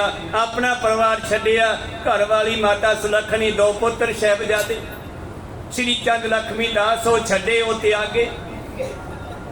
ਪਨਵਈਆ ਭੈਣ ਉਹਨਾਂ ਨੂੰ ਤਿਆਗਿਆ ਔਰ ਲੈ ਕੇ ਭਾਈ ਮਰਦਾਨਾ ਜੀ ਹੋਰਾਂ ਨੂੰ ਚੱਲ ਪਿਆ। ਫਿਰ ਉਦਾਸੀ ਕੀ ਰੀਤ ਚਲਾਈ, ਉੱਥੋਂ ਫਿਰ 4 ਉਦਾਸੀਆਂ ਲਾਈਆਂ। ਚੜਿਆ ਸੋਧਨ ਧਰਤ ਲੁਕਾਈ, ਇਸ ਧਰਤੀ ਨੂੰ ਸੁਧਾਰਨ ਵਾਸਤੇ ਤੁਰ ਪਿਆ। ਇਉਂ ਬਾਬਾ ਨਾਨਕ ਐਸੇ ਸਮੇਂ ਦੇ ਵਿੱਚ ਇਹੋ ਜੀ ਹਾਲਤ ਸੀ ਦੁਨੀਆ ਦੀ, ਜਦੋਂ ਆਏ ਹਨ ਕਾਰਨ ਗੁਰ ਅਵਤਾਰ ਕੋ ਮੈਂ ਪਰਣ ਚਿਤ ਲਾਏ। ਹੁਣ ਅੱਗੇ ਬਾਬੇ ਨਾਨਕ ਦੇ ਜਨਮ ਦੀ ਗੱਲ ਚੱਲਦੀ ਹੈ। ਕਹਿੰਦੇ ਪਿੱਛੇ ਜੋ ਤੁਹਾਨੂੰ ਮੈਂ ਵਿਚਾਰਾਂ ਸੁਣਾਈਆਂ ਨਾ, ਇਹ ਸੀ ਕਾਰਨ ਪਰਮੇਸ਼ਰ ਦਾ ਨਾਨਕ ਬਣ ਕੇ ਆਉਣ ਦਾ। ਕਹੋ ਸਤਿਨਾਮ। ਕਿਉਂਕਿ ਜਦੋਂ ਬਹੁਤ ਭੀੜ ਪੈਂਦੀ ਹੈ ਨਾ, ਪਰਮੇਸ਼ਰ ਫਿਰ ਉਦੋਂ ਕੋਈ ਕਲਾ ਵਰਤਾਉਂਦਾ, ਦੁਨੀਆ ਵਿੱਚ ਲਾਜ਼ਮੀ ਵਰਤਾਉਂਦਾ ਕੋਈ ਨਾ ਕੋਈ ਐਸਾ ਆਪਦਾ। ਪਾਤਸ਼ਾਹ ਜਿਵੇਂ ਕਹਿੰਦੇ ਆ ਨਾ, ਹੋਰ ਵੀ ਉੱਠੀ ਮਰਦ ਕਾ ਚੇਲਾ। ਤੇ ਮਰਦ ਕਾ ਚੇਲਾ ਉਹ ਹੈ ਜਿਹੜਾ ਪਰਮੇਸ਼ਰ ਨੂੰ ਮੰਨਦਾ। ਆਪਾਂ ਸਾਰੇ ਕਹੀਏ ਵੀ ਅਸੀਂ ਸਾਰੇ ਮਰਦ ਹਾਂ, ਨਹੀਂ, ਆਪਾਂ ਸਾਰੇ ਇਸਤਰੀਆਂ ਹਾਂ। ਇਹ ਵੀ ਇਸਤਰੀਆਂ, ਤੁਸੀਂ ਵੀ ਇਸਤਰੀਆਂ ਹੋ। ਤਾਂ ਇਹ ਜਗ ਮੈਂ ਪੁਰਖ ਏਕ ਹੈ ਉਹ ਸਗਲੀ ਨਾਰ ਸਵਾਈ। ਮਰਦ ਕਾ ਚੇਲਾ ਕੇਵਲ ਤੇ ਕੇਵਲ ਅਕਾਲ ਪੁਰਖ ਨੂੰ ਮੰਨਣ ਵਾਲਾ ਹੈ, ਦੇਵੀ ਦੇਵਤਾ ਨੂੰ ਮੰਨਣ ਵਾਲਾ ਮਰਦ ਕਾ ਚੇਲਾ ਨਹੀਂ ਹੈ। ਕੋ ਸਤਨਾਮ। ਵਹ ਪ੍ਰਗਟ ਜੋ ਮਰਦੀ ਗਮੜਾ ਵਰਿਆਮ ਅਕੇਲਾ, ਵਾਹੋ ਵਾਹੋ ਗੋਬਿੰਦ ਸਿੰਘ ਆਪੇ ਗੁਰ ਚੇਲਾ। ਉਹ ਹੈ ਮਰਦ ਕਾ ਚੇਲਾ। ਸੰਤ ਜਰਨੈਲ ਸਿੰਘ ਵਰਗੇ ਆ ਮਰਦ ਕੇ ਚੇਲੇ। ਕੋ ਸਤਨਾਮ। ਖਾਲਸਾ ਪੰਥ ਹੈ ਮਰਦ ਕਾ ਚੇਲਾ, ਭਾਵ ਅਕਾਲ ਪੁਰਖ ਦਾ ਚੇਲਾ। ਪ੍ਰਗਟ ਹੋ ਖਾਲਸਾ ਪਰਮਾਤਮਾ ਕੀ ਮੌਜ, ਖਾਲਸਾ ਅਪਾਰ ਬ੍ਰਹਮ ਕੀ ਫੌਜ। ਕਿਉਂਕਿ ਜਨਤਾ ਸ੍ਰਿਸ਼ਟੀ ਪਰਮੇਸ਼ਰ ਦੀ ਹੈ, ਰਾਜ ਪਰਮੇਸ਼ਰ ਦਾ ਹੈ। ਫੌਜ ਦੀ ਘਾਟ ਸੀ, ਉਹ 10ਵੇਂ ਜਾਮੇ ਵਿੱਚ ਤਿਆਰ ਕਰਤੀ। ਕਹੋ ਸਤਨਾਮ। ਹੁਣ ਖਾਲਸਾ ਫੌਜ ਜਿਹੜੀ ਪਰਮੇਸ਼ਰ ਨੇ ਬਣਾਈ ਆ ਬਾਬੇ ਗੁਰੂ ਗੋਬਿੰਦ ਸਿੰਘ ਜੀ ਨੇ, ਹੁਣ ਇਹ ਖਾਲਸਾ ਫੌਜ ਜਿੱਥੇ ਜਿੱਥੇ ਹੀ ਉਲਟ ਕੰਮ ਚੱਲਦੇ ਆ, ਉੱਥੇ ਜਾ ਕੇ ਖਾਲਸਾ ਅੜਦਾ ਹੈ। ਨਿਹੰਗ ਸਿੰਘ ਫੌਜਾਂ ਅੜਦੀਆਂ। ਇਹ ਫੌਜ ਅਕਾਲ ਪੁਰਖ ਦੀ ਆ, ਸ੍ਰਿਸ਼ਟੀ ਵੀ ਅਕਾਲ ਪੁਰਖ ਦੀ ਆ। ਖੈਰ ਅੱਗੇ ਚੱਲ ਗਏ ਆਪਾਂ। ਚੜਿਆ ਸੋਧਨ ਧਰਤ ਲੁਕਾਈ, ਇਹ ਮੈਂ ਤੁਹਾਨੂੰ ਪਿੱਛੇ ਦੱਸਿਆ ਬਾਬੇ ਨਾਨਕ ਦੇ ਆਉਣ ਦੇ ਕਾਰਨ। ਸੁਨੋ ਜਨਮ ਕੀ ਅਬ ਕਥਾ ਸ਼੍ਰੀ ਅੰਗਦ ਸੁਖਦਾਏ। ਭਾਈ ਬਾਲਾ ਜੀ ਸੰਬੋਧਨ ਕਰਕੇ ਧੰਨ ਗੁਰੂ ਅੰਗਦ ਦੇਵ ਜੀ ਨੂੰ ਕਹਿੰਦੇ, ਮਹਾਰਾਜ ਜੀ ਆਓ, ਹੁਣ ਮੈਂ ਤੁਹਾਨੂੰ ਬਾਬੇ ਨਾਨਕ ਦੇ ਜਨਮ ਲੈਣ ਦੀ, ਦੁਨੀਆ ਵਿੱਚ ਆਉਣ ਦੀ ਕਹਾਣੀ ਕਥਾ ਦੱਸਦਾ ਹਾਂ। ਚੌਪਈ ਭਾਰਤ ਦੇਸ਼ ਸਭ ਦੇਸ਼ ਨਰੇਸ਼ੂ, ਗ੍ਰਾਮ ਪਰਜਾ ਕੇ ਹੱਥ ਕਲੇਸ਼ੂ। ਤਾਂ ਕਿਹੜਾ ਇਲਾਕਾ ਹੈ? ਬਾਰੂ ਦੇਸ਼, ਭਾਵ ਜੋ ਨਨਕਾਣਾ ਸਾਹਿਬ ਦਾ ਇਲਾਕਾ, ਇਹ ਸਾਰਾ ਇਲਾਕਾ ਬਾਰੂ ਭਾਵ ਰੇਤਲਾ। ਜਿਵੇਂ ਸਾਡੇ ਪੰਜਾਬ ਦੇ ਇਲਾਕੇ ਵਿੱਚ ਪਹਿਲਾਂ ਟਿੱਬੇ ਹੋਇਆ ਕਰਦੇ ਸੀ, ਆਹ ਕਿਲਾ ਵੀ ਟਿੱਬੇ ਤੇ ਬਣਾਇਆ ਹੋਇਆ। ਕਿਲੇ ਵਿੱਚ ਆਪਣਾ ਬਠਿੰਡੇ ਵਿੱਚ ਉਚਾਈ ਨਵਾਈ ਹੈ ਨਾ ਜਿਹੜੀ, ਇਹ ਟਿੱਬਿਆਂ ਤੇ ਵਸਿਆ ਹੋਇਆ ਸ਼ਹਿਰ ਆ। ਕਹੋ ਸਤਨਾਮ। ਜਿਵੇਂ ਸੀਗੀ ਧਰਤੀ ਉਵੇਂ ਲੋਕਾਂ ਨੇ ਘਰ ਪਾਲੇ, ਉੱਚੇ ਨੀਵੇਂ ਹੋ ਗਏ। ਤਾਂ ਬਾਰੂ ਦੇਸ਼ ਹੈ, ਬਾਰੂ ਦੇਸ਼ ਦਾ ਇਲਾਕਾ ਹੈ। ਉਥੋਂ ਦਾ ਰਾਜਾ ਬੜਾ ਚੰਗਾ ਹੈ। ਗ੍ਰਾਮ ਪਰਜਾ ਕੇ ਹਰਤ ਕਲੇਸ਼ੋ, ਜਿਹੜਾ ਆਪਣੇ ਇਲਾਕੇ ਦੀ ਜਨਤਾ ਦਾ ਬੜਾ ਖਿਆਲ ਰੱਖਦਾ ਹੈ। ਐਰਾਵਤੀ ਇੱਕ ਦਿਸ਼ ਬਾਰੇ, ਸੁੰਦਰ ਰੰਗ ਤਰੰਗ ਉਚਾਰੇ। ਉਸ ਇਲਾਕੇ ਦੇ ਵਿੱਚ ਦੋ ਨਦੀਆਂ ਵਗਦੀਆਂ। ਇੱਕ ਪਾਸੇ ਐਰਾਵਤੀ ਨਦੀ ਹੈ, ਭਾਵ ਰਾਵੀ ਨਦੀ ਵਗ ਰਹੀ ਹੈ, ਤੇ ਉਸ ਦੀਆਂ ਜਿਹੜੀਆਂ ਲਹਿਰਾਂ ਹਨ ਉਹ ਸੰਸਾਰ ਨੂੰ ਜਿਹੜਾ ਹੈ ਉਛਾਲੇ ਮਾਰ ਮਾਰ ਕੇ ਮਿਲਦੀਆਂ ਹਨ। ਇਹ ਇਲਾਕਾ ਜਿਹੜਾ ਹੈ, ਪਾਤਸ਼ਾਹ ਜੀ ਕਹਿੰਦੇ ਪਹਿਲਾਂ ਤਾਂ ਬੜਾ ਹੀ ਜਰਖੇਜ਼ ਇਲਾਕਾ ਸੀ। ਜਰਖੇਜ਼ ਭਾਵ ਧਰਤੀ ਚੰਗੀ ਸੀ, ਔਰ ਕੁਝ ਸਮੇਂ ਦੇ ਲਈ ਇਹ ਉਜੜ ਗਿਆ ਸੀ ਇਲਾਕਾ। ਇਸ ਕਰਕੇ ਇਹ ਫਿਰ ਟਿੱਬਿਆਂ ਦੀ ਧਰਤੀ ਬਣ ਗਈ ਜੀ। ਚੌਪਈ सोबर बिजन होत है तापै, दृप्ता को लक्षण जब थापै। ਹੁਣ ਗੁਰੂ ਪਿਆਰਿਓ, ਜਦੋਂ ਕਿਤੇ ਰਾਜਾ ਆਉਂਦਾ ਹੋਵੇ ਨਾ ਸੰਸਾਰ ਦੀ, ਪਹਿਲਾਂ ਮੈਂ ਗੱਲ ਕਰਾਂ ਸੌਖੀ ਸਮਝ ਆ ਜੂ। ਕੋਈ ਮੰਤਰੀ ਪ੍ਰਧਾਨ ਮੰਤਰੀ ਆਉਂਦਾ ਹੋਵੇ ਤੇ ਉਹਦੇ ਆਉਣ ਤੋਂ ਪਹਿਲਾਂ ਪਹਿਲਾਂ ਤਿਆਰੀਆਂ ਹੋ ਜਾਂਦੀਆਂ, ਪਾਣੀ ਛਿੜਕੇ ਜਾਂਦੇ ਆ, ਸਫਾਈਆਂ ਕੀਤੀਆਂ ਜਾਂਦੀਆਂ ਔਰ ਹਰਿਆਲੀ ਕੀਤੀ ਜਾਂਦੀ ਹੈ, ਸੁੰਦਰਤਾ ਖੁਸ਼ਬੂਆਂ ਛਿੜਕੀਆਂ ਜਾਂਦੀਆਂ ਦੂਸਰੇ ਉਹਦੇ ਪੈਰੋਕਾਰਾਂ ਵੱਲੋਂ, ਮੰਤਰੀਆਂ ਵੱਲੋਂ। ਤਾਂ ਇਉਂ ਲੱਗਦਾ ਹੈ ਜਿਵੇਂ ਉਸ ਦੇ ਸੁੰਦਰ ਪੱਖਾ ਝੁੱਲ ਰਿਹਾ ਹੈ, ਚੰਦਰ ਭਗਾ ਨਾਰੀ ਦੂਸਰੇ ਪਾਸੇ ਹੈ। ਇਹ ਰਾਜਪੁਣੇ ਦੇ ਗੁਣਾਂ ਵਿੱਚ ਵਿਦਵਾਨ ਹੋ ਰਹੇ ਹਨ। ਚੰਦਰ ਭਗਾ ਦਿਸ਼ ਦੂਤੀ ਸੁਹਾਈ, ਮਨ ਤਰੰਗਨ ਸਵੱਛ ਉਠਾਈ। ਭਾਵ ਨਨਕਾਣਾ ਸਾਹਿਬ ਦੀ ਭਾਈ ਸਾਹਿਬ ਸਿਫਤ ਕਰਦੇ ਹੈ ਕਿ ਇਹੋ ਜਿਹਾ ਇਲਾਕਾ ਹੈ ਜਿਹਦੇ ਇੱਕ ਪਾਸੇ ਰਾਵੀ ਨਦੀ, ਦੂਜੇ ਪਾਸੇ ਚੰਦਰ ਭਗਾ ਨਦੀ ਵਗਦੀ ਹੈ। ਤਾਪਰ ਹੋਤ ਚਮਰ ਛਬ ਭਾਰੀ, ਮਹਿਮਾ ਮਹਾ ਜਨਾਬਨਕਾਰੀ। ਔਰ ਇਹ ਇਲਾਕਾ ਮੈਨੂੰ ਇਉਂ ਸੁੰਦਰ ਲੱਗਦਾ ਹੈ ਜਿਵੇਂ ਕੋਈ ਇਹ ਖਾਸ ਇਲਾਕਾ ਹੋਵੇ ਜਾਂ ਇੱਥੇ ਕਿਸੇ ਖਾਸ ਰੂਹ ਨੇ ਆਉਣਾ ਹੋਵੇ। ਸਦਾ ਸੁਕਾਲ ਸਸਨ ਕੋ ਸਾਲੀ, ਤੈ ਦੁਕਾਲ ਕੀ ਕੌਣ ਕੋ ਚਾਲੀ। ਤਾਂ ਗੁਰੂ ਪਿਆਰਿਓ, ਹੁਣ ਇਸ ਇਲਾਕੇ ਦੇ ਵਿੱਚ ਭਾਵੇਂ ਕਿ ਸਾਰਾ ਰੇਤਲਾ ਇਲਾਕਾ ਸੀ, ਪਰ ਇਹ ਨਨਕਾਣਾ ਸਾਹਿਬ ਦਾ ਇਲਾਕਾ ਜਿੱਥੇ ਪਾਤਸ਼ਾਹ ਨੇ ਜਨਮ ਧਾਰਿਆ ਹੈ, ਇੱਥੇ ਦੋ ਨਦੀਆਂ ਵਗਦੀਆਂ। ਨਦੀਆਂ ਦੇ ਪਾਣੀ ਦਾ ਸਦਕਾ ਇੱਥੇ ਕਹਿੰਦੇ ਚੰਗੀ ਹਰਿਆਲੀ ਵੀ ਹੈ, ਜਿੱਥੇ ਕਦੇ ਵੀ ਕਾਲ ਨਹੀਂ ਪੈਂਦਾ। ਜਿੱਥੇ ਖੁਦ ਮਾਲਕ ਰਹਿੰਦਾ ਹੋਵੇ ਉੱਥੇ ਕਾਲ ਦਾ ਕੀ ਮਤਲਬ ਹੈ? ਇੱਥੇ ਕਾਲ ਵੀ ਖਤਮ ਹੋ ਗਏ। ਜਿਵੇਂ ਵੱਡੇ ਮੰਤਰੀ ਆਪਦੇ ਇਲਾਕਿਆਂ ਵਿੱਚ ਸਾਰਾ ਕੁਝ ਕਰ ਲੈਂਦੇ ਆ, ਸਾਡਾ ਕੀ ਅਸੀਂ ਜਿਹੋ ਜਿਹੀ ਮਰਜ਼ੀ ਹੋਈ ਹੈ ਕੋ ਸਤਰੋ ਦੀ। ਇਵੇਂ ਅਕਾਲ ਪੁਰਖ ਨਹੀਂ ਆਉਣਾ ਰੂਪ ਧਾਰ ਕੇ, ਤੇ ਉਹ ਇਲਾਕਾ ਚੁਣਿਆ ਉਸਨੇ ਨਨਕਾਣਾ ਸਾਹਿਬ ਦਾ। ਸਾਬਤ ਈਤ ਕੋ ਪੀਤ ਨਾ ਪਾਵਾ, ਤਸਕਰ ਕੁਲ ਤਜ ਅਨੰਤ ਪਰਾਵਾ। ਔਰ ਹੁਣ ਇਸ ਇਲਾਕੇ ਦੇ ਵਿੱਚ ਖੇਤੀ ਨੂੰ ਲੱਗਣ ਵਾਲੇ 7 ਰੋਗ ਭਾਵ ਖੇਤੀਆਂ ਵੀ ਤੰਦਰੁਸਤ ਹਨ, ਔਰ ਇਸ ਇਲਾਕੇ ਦੇ ਵਿੱਚ ਚੋਰ ਆਦਿ, ਟਿੱਡੀ ਦਲ ਆਦਿ ਇਹ ਬਿਮਾਰੀਆਂ ਵੀ ਨਹੀਂ ਲੱਗਦੀਆਂ। ਹਰਿਆਲੀ ਹੁੰਦੀ ਹੈ। ਪਾਸਕ ਜਾਤ ਜੈ ਮਨ ਬਿਰਮਾਵਾ, ਹੀਰ ਤੂ ਨਰ ਕੁਟੰਬ ਭੁਲਾਵਾ। ਔਰ ਇਸ ਇਲਾਕੇ ਦੇ ਵਿੱਚ ਇੰਨੀ ਸੁੰਦਰਤਾ ਭਾਈ ਸਾਹਿਬ ਮਹਿਮਾ ਕਰ ਰਹੇ ਹੈ ਕਿ ਜਦੋਂ ਰਾਹੀ ਪਾਂਧੀ ਇੱਥੋਂ ਲੰਘਦੇ ਹੈ ਤੇ ਉਹਨਾਂ ਨੂੰ ਇਹ ਬੜੀ ਪਸੰਦ ਆਉਂਦਾ ਇਲਾਕਾ, ਜੀ ਲੱਗ ਜਾਂਦਾ ਹੈ, ਮਾਨੋ ਪਰਿਵਾਰਾਂ ਨੂੰ ਭੁੱਲ ਜਾਂਦੇ ਹਨ। ਫਲ ਫੂਲਨ ਫਲ ਯੁਤ ਕਰ ਚਾਰੋ, ਪਥ ਕਹੇਤ ਖਾਂਡੇ ਸੁਖਕਾਰੋ। ਉਹ ਜਿਹੜੇ ਫਲਾਂ ਦੇ ਦਰਖਤ ਆ ਉਹਨਾਂ ਨੂੰ ਫਲ ਬਹੁਤ ਲੱਗਦੇ ਆ, ਭਾਵ ਕੋਈ ਜਦੋਂ ਸਮਾਂ ਚੰਗਾ ਲੱਗਦਾ ਨਾ, ਚਾਹੇ ਫਲ ਲੱਗਦੇ ਆ ਚਾਹੇ ਫਸਲ ਚੰਗੀ ਹੋਵੇ, ਉਦੋਂ ਕਹਿੰਦੇ ਆ ਵੀ ਖਾਸ ਗੱਲ ਹੈ ਜੋ ਕੋਈ ਐਤਕੀ ਸਮਾਂ ਵਧੀਆ ਲੱਗਿਆ। ਤਾਂ ਜਦੋਂ ਬਾਬੇ ਨਾਨਕ ਦੇ ਆਉਣ ਦਾ ਸਮਾਂ ਹੈ, ਬੜਾ ਵਧੀਆ ਸਮਾਂ ਲੱਗਿਆ ਹੈ, ਫਲਾਂ ਦੇ ਦਰਖਤ ਲੱਦੇ ਹੋਏ ਹਨ, ਫਸਲਾਂ ਵਧੀਆ ਹੋ ਰਹੀਆਂ। ਬਸੇ ਲੋਕ ਜੈਸੋ ਜਨ ਸੁਚਾਲੀ, ਦਇਆ ਧਰਮ ਕੇ ਜੇ ਪ੍ਰਤਪਾਲੇ। ਇਸ ਇਲਾਕੇ ਦੇ ਲੋਕ ਹੈ ਜਿਹੜੇ ਉਹ ਵੀ ਦਇਆ ਧਰਮ ਵਾਲੇ ਹਨ, ਦਇਆ ਧਰਮ ਨੂੰ ਪਾਲਣਾ ਕਰਦੇ ਹੈ। ਹੁਣ ਇਸ ਇਲਾਕੇ ਦੇ ਵਿੱਚ ਬਾਬਾ ਨਾਨਕ ਜੀ ਕਿਵੇਂ ਜਨਮ ਲੈਂਦੇ ਆ? ਜਨਮ ਲੈਣ ਵਾਲੇ ਕੈਸੀ ਕੌਤਕ ਹੁੰਦਾ, ਕਲਾ ਵਰਤਦੀ ਆ। ਸਮਾਂ ਸਮਾਪਤੀ ਹੈ ਤੇ ਅੱਜ ਦਿਹਾੜਾ ਜਿਹੜਾ ਬਟਾਲਾ ਸਾਹਿਬ ਦੇ ਵਿੱਚ ਗੁਰੂ ਨਾਨਕ ਪਾਤਸ਼ਾਹ ਜੀ ਦੇ ਵਿਆਹ ਦਾ ਦਿਨ ਵੀ ਹੈ। ਸਾਰਿਆਂ ਨੂੰ ਬਹੁਤ ਬਹੁਤ ਵਧਾਈਆਂ ਹੋਣ। ਧੰਨ ਗੁਰੂ ਨਾਨਕ ਦੇਵ ਜੀ ਦਾ ਬਟਾਲਾ ਸਾਹਿਬ ਦੇ ਵਿੱਚ ਅੱਜ ਦੇ ਦਿਨ ਸ਼ਾਦੀ ਹੋਈ ਸੀ। ਇਹ ਦਿਹਾੜਾ ਬਟਾਲਾ ਸਾਹਿਬ ਵਿੱਚ ਬਹੁਤ ਵੱਡੇ ਪੱਧਰ ਤੇ ਮਨਾਇਆ ਜਾਂਦਾ ਹੈ। ਬਾਕੀ ਗੁਰੂ ਘਰਾਂ ਦੇ ਵਿੱਚ ਵੀ ਅਖੰਡ ਪਾਠ ਰੱਖ ਕੇ ਸਤਿਗੁਰਾਂ ਨੂੰ ਗੁਰੂ ਪਿਆਰਿਓ ਸੰਬੋਧਨ ਕੀਤਾ ਜਾਂਦਾ ਹੈ। ਸੋ ਬਹੁਤ ਬਹੁਤ ਧੰਨਵਾਦ, ਸਰਬੱਤ ਨੂੰ ਵਧਾਈਆਂ। ਆਓ ਸਮਾਪਤੀ ਕਰੀਏ।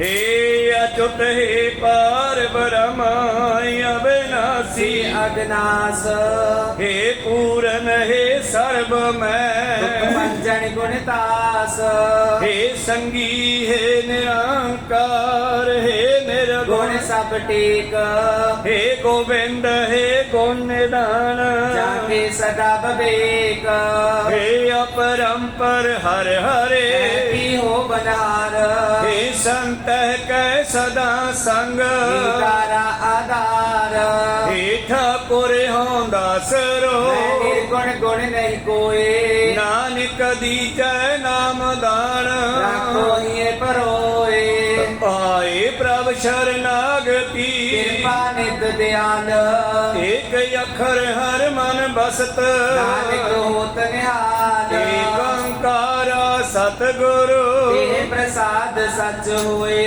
वाहिगुरु जी की फतेह विघ्न है विनाशन सोए वाहिगुरु जी की फतेह है विघ्न विनाशन सोए वाहिगुरु जी का खालसा